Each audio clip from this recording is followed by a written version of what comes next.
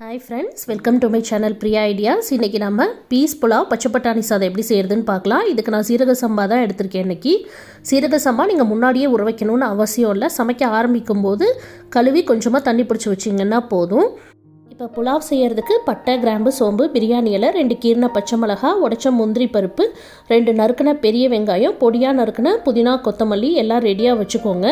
ஒரு குக்கரில் கொஞ்சமாக ஆயில், நெய் 2 விட்டு இந்த தாளிக்கிற பொருள் எல்லாத்தையும் போட்டு தாளித்து அது கூடவே கீரின பச்சை மிளகா, அப்புறம் நம்ம உடச்சி வச்ச முந்திரி பருப்பு அதையும் போட்டு முந்திரி பருப்பு செவந்து வர்ற வரைக்கும் வறுத்துக்கோங்க.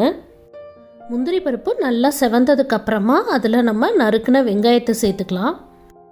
வெங்காயம் சேர்த்ததுக்கப்புறம் அடுப்பை சிம்மில் வச்சு அதை பொன்னிறம் ஆகிற வரைக்கும் நீங்கள் மெதுவாக வதக்கிக்கோங்க.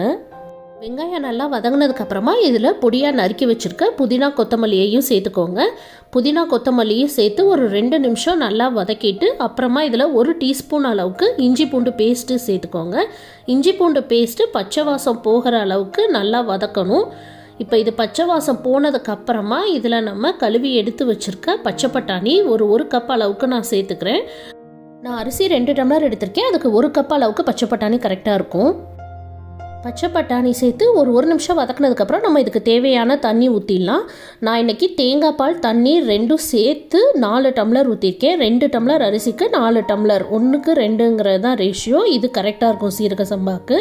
இப்போ இதுக்கு தேவையான அளவு உப்பு ப்ளஸ் ஒரு டீஸ்பூன் அளவுக்கு கரம் மசாலா கூட சேர்த்துக்கோங்க. இந்த கரம் மசாலா இந்த ஸ்டேஜில் தேங்காய் பால் ஊற்றுனதுக்கு அப்புறமா சேருங்க. அப்போ தான் அந்த ஃப்ளேவர் நல்லா நல்லா கிடைக்கும். இப்போ இந்த தண்ணி எல்லாம் நல்லா கொதித்து வந்ததுக்கப்புறமா உப்பு கரெக்டாக இருக்கான்னு சொல்லி செக் பண்ணிவிட்டு நீங்கள் குக்கர் மூடி போட்டு ஒரு விசில் விட்டு ஒரு 2 மினிட்ஸ் சிம்மில் வச்சுட்டு ஆஃப் பண்ணிடுங்க. போதும். சீரக சம்பாவுக்கு இதுக்கு மேலே விட்டிங்கன்னா சாப்பாடு குழஞ்சிடும். பாருங்கள், நான் ஒரு விசில் விட்டு அதே மாதிரி சிம்மில் வச்சு இறக்கிட்டேன். ரைஸ் ரொம்ப பர்ஃபெக்டாக வந்திருக்கு.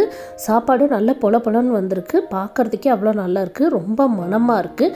கண்டிப்பாக ட்ரை பண்ணி பாருங்கள். குழந்தைங்களுக்கு ரொம்ப பிடிக்கும். பட்டாணி, தேங்காய் பால் எல்லாம் இருக்கிறதுனால ரொம்ப டேஸ்டியாக இருக்கும். குழந்தைங்க ரொம்ப விரும்பி சாப்பிடுவாங்க.